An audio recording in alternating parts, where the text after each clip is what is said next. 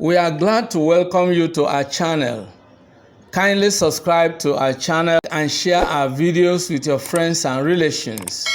And click on the bell icon for instant notification whenever new videos are uploaded on this channel. Rest assured that we are going to have a very exciting and inspiring discussion. Let's dive into the lesson right away. Welcome back to English Classes Online. I am your host, Benjamin. Today's lesson is on how to use stress for effective communication in English.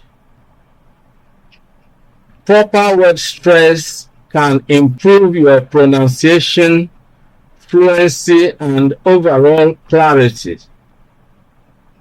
Let's dive right in.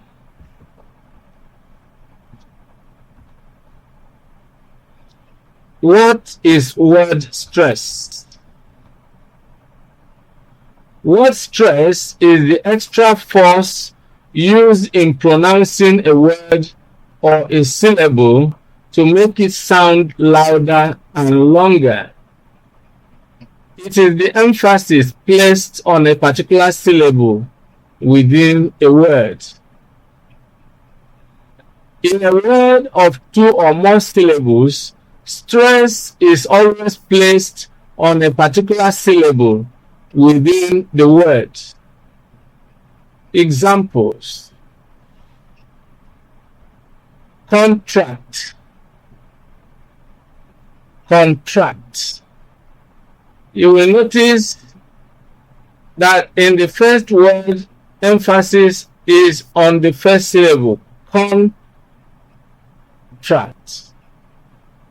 In the second example of the same word, the stress is on the second syllable, contract. Other examples: present, present. Education. In this example, you have four syllables, education, and stress is on the third syllable from the beginning or the second syllable from the end of the word. Education. Responsibility. Democratic. Banana. So let's move on. Why learn stress? Why is it important to learn stress? Understanding and applying word stress correctly can help us to achieve the following: improve clarity. Misplacing stress can confuse listeners. Using stress correctly helps us to convey our intended meaning and communicate our ideas accurately and more clearly. Enhance fluency. Speaking with the right rhythm makes you sound more natural.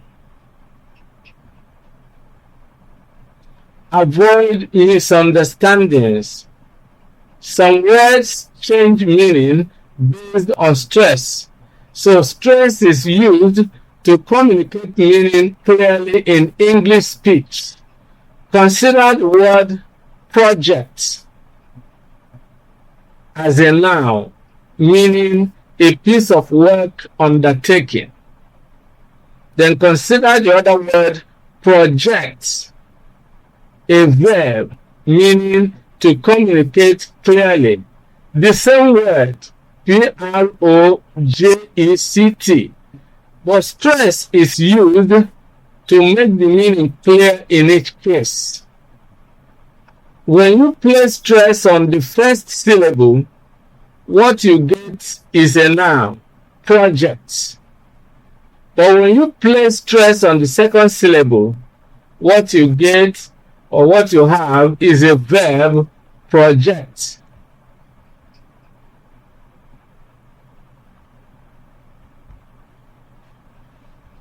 Help with listening skills. Recognizing stress syllables aids comprehension. Now, all these are what stress can help us to achieve. And this brings us to factors that determine stress. Word stress is influenced by several factors, including the following. Number one, word class. Word class or part of speech determines stress placement in most English words. Examples: nouns and verbs often have different stress patterns. For example, project as a noun, project as a verb. In this case, stress on the first syllable makes the word a noun, project. Stress on the second syllable makes the word a verb, project. Then we have import, imports, and so on and so forth. Number two, syllable structure. Some words naturally carry stress on a specific syllable.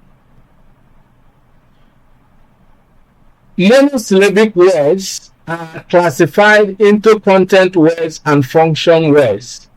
Content words such as nouns, verbs, adjectives, and adverbs are stressed, while function words such as articles, conjunctions, prepositions are not stressed.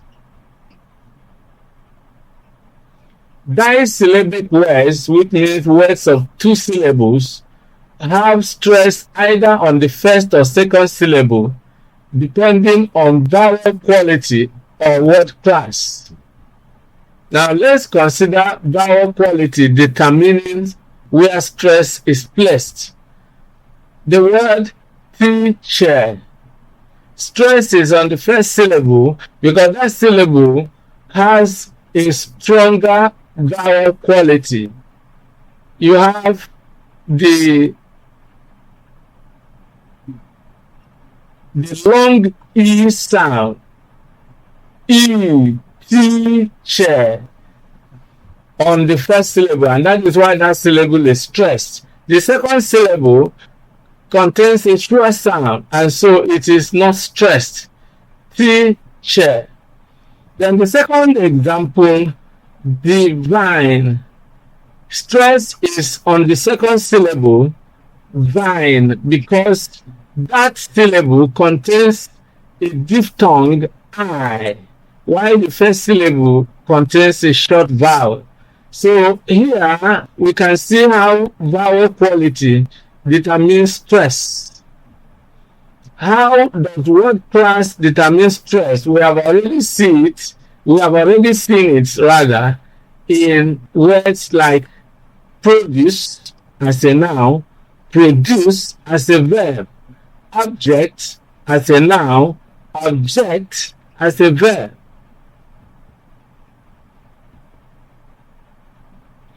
Affixes. Affixes also determine stress, and affixes can be classified into prefixes and suffixes. Prefixes are almost always unstressed, especially in two-syllable words.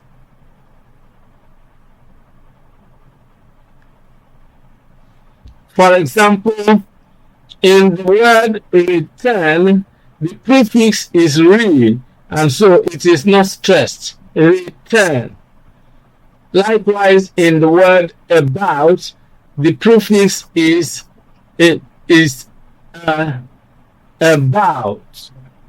That prefix is not stressed, so stress naturally is placed on the second syllable. Some affixes shift the stress of a word. notably suffixes. For example, words ending in suffixes like ion, ian, ial, ic have similar place of stress. In other words, they shift stress to the second syllable to the end of polysyllabic words. Well, we are going to see rules for stress placement. Rule number 1, if a two-syllable word is used as a noun and also as a verb, stress the first syllable when it is a noun and stress the second syllable when it is a verb. Examples are project, project, export, export, import, import, and so on.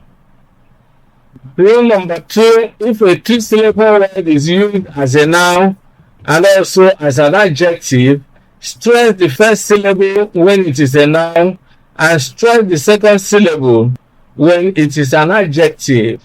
Examples: August, August, adults, adults.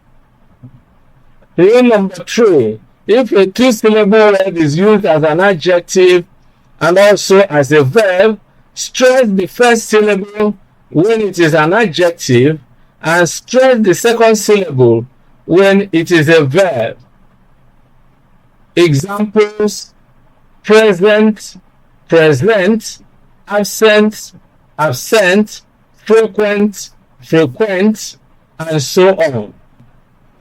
Rule number 4, most two-syllable nouns and adjectives are stressed on the first syllable, but most two-syllable verbs are stressed on the second syllable. For example, nouns such as window, window. Take note of stress on the first syllable. Monday, hostel. Then adjectives also have stress on the first syllable. Gentle, easy, righteous, proper, etc. Then verbs have stress on the second syllable. Examples are produce, report, narrate, transfer, dictate, denounce, reject, and so on. Rule number 5. If a two-syllable word begins with a prefix, stress the second syllable. Examples: disturb, unfair, unknown, return, rewire, remake, enjoy, impound, observe, desist, about, expand, confirm, between, invite, and so on and so forth. Take note that this rule applies more to verbs, adverbs, and prepositions. The prefix is stressed for a noun that can also be used as a verb. Take note of these examples that are exceptions. It's exports, import. You can see the prefixes are stressed here because they are noun. Convict, object, expense, access, etc. Rule number 6. For words that end in the following suffixes, they almost always take a stress on the second syllable from the end. ION, IC, IAL, IAN, IEN, IOUS, and TANT. Let's look at examples. Communication, supervision, demarcation, atomic, dramatic, strategic, democratic, economic, colonial, proverbial, tutorial, civilian, commercial, comedian, musician, sufficient, deficient, contentious, righteous, important, pollutant, etc. Take note that you need to break the word into syllables and then count from the end. Now look at democratic. So you count from the end of the word. The first syllable is TIC, the second one is CRA, and that is where stress is placed. Democratic. Rule number 7. For words of 3 syllables or more that end in suffixes TY, NATE, IZE, they almost always have antepenultimate stress, that is, on the 3rd syllable from the end. Examples are as follows: captivity, curiosity, finality, inferiority, variability, dependability, fortunate, unfortunate, delicate, necessitate, articulate, inoculate, reinvigorate, monopolize, economize, apologize, subsidize, and so on and so forth. Now take note again that you need to break each word into syllables and then count from the end. In the word reinvigorate, we have 5 syllables. The last syllable, we count it as 1, is rate, R-A-T-E. Then the second one is G-O. So invigorate. Okay? And then, of course, the 3rd syllable is VI or V, where we place the stress. Invigorates. Okay? Now, you can see it where we already place stress here. Reinvigorates. Okay? This brings us to rule number 8. Words that end in E, 3 syllables or more, especially nouns with E sound, E, the long E, they are stressed on the first syllable from the end, that is the last syllable of the word. Examples: absentee, detainee, nominee, reportee, and so on. Rule number 9, stress the 4th syllable from the end for 4-syllable words and more if the word ends in ism or able or even able. Examples are revivalism, revisionism, tribalism, impossible, impalpable, improbable, and so on. The last but not the least, rule number 10, for words of 4, 5, or 6 syllables that end in able or able and are introduced by the following prefixes: in, IAN, or IA, or INCOM, INAD, INCOR, INDE. They are almost always stressed on the syllable that follows the prefix beginning of a word. Okay, so you just bypass the prefix and place stress on the syllable that follows it. Let's look at examples. Incorruptible, incomparable, incorrigible, inadmissible, incalculable, incredible, and so on. Now, let's look at some past exam questions on stress. And we are taking these past questions from WASSCE, West African Senior School Certificate Examination of June 2020, English Language Paper 3, objective questions, test of orals, and our focus is on section 4, questions on stress. Now, in each of the following questions, the main or primary stress is indicated by writing the syllable on which it occurs in capital letters. From the words letter A to D, choose the one that has the correct stress. And we are going to look at questions 36 to 40.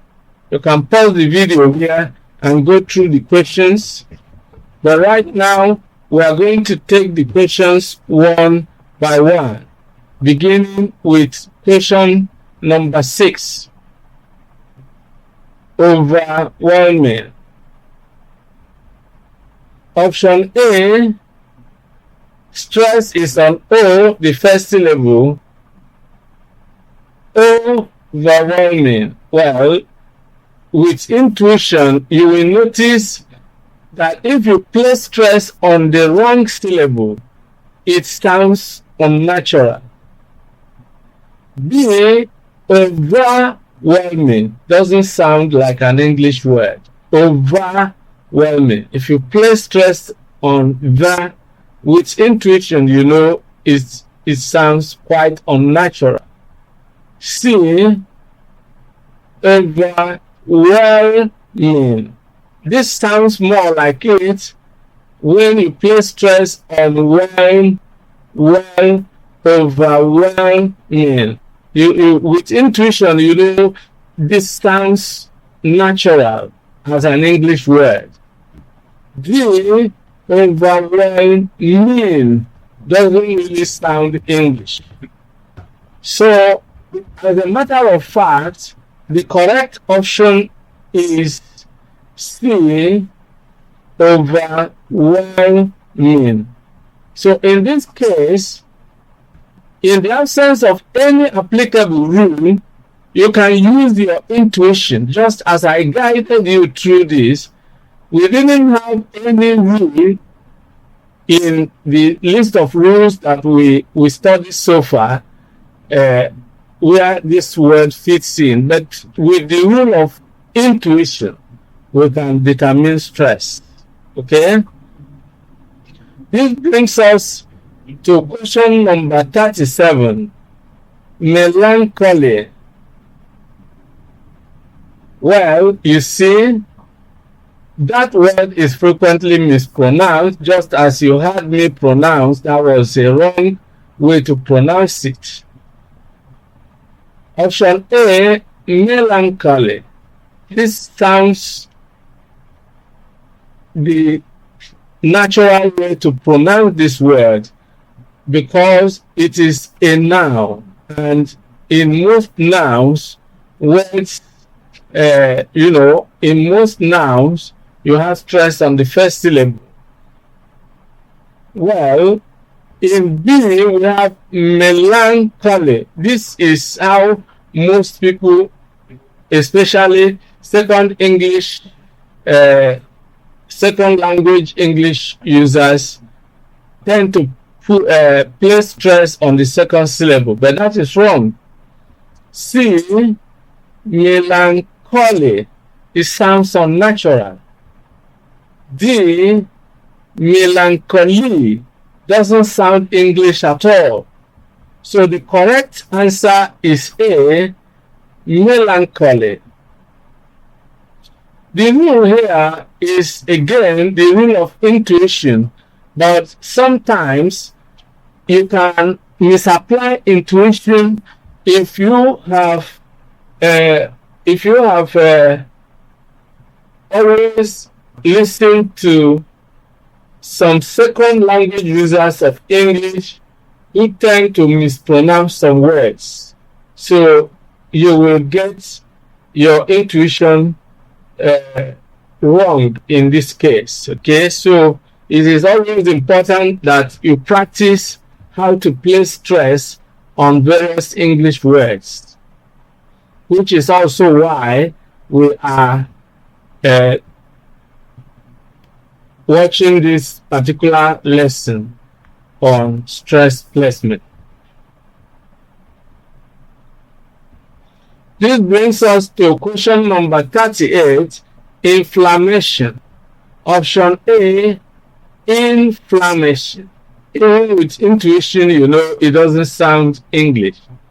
B, inflammation. Again, doesn't sound English. C, inflammation. This sounds natural.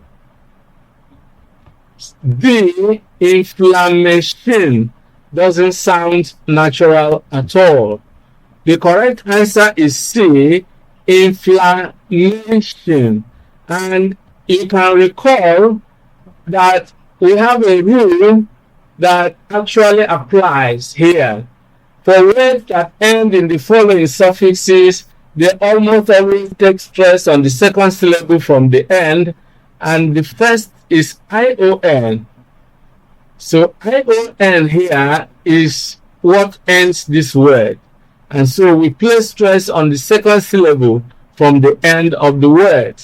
So if you apply rules correctly, then you place stress correctly. Question number 39, calculation. Option A, calculation. Again, it doesn't sound natural. B, calculation. Doesn't sound natural.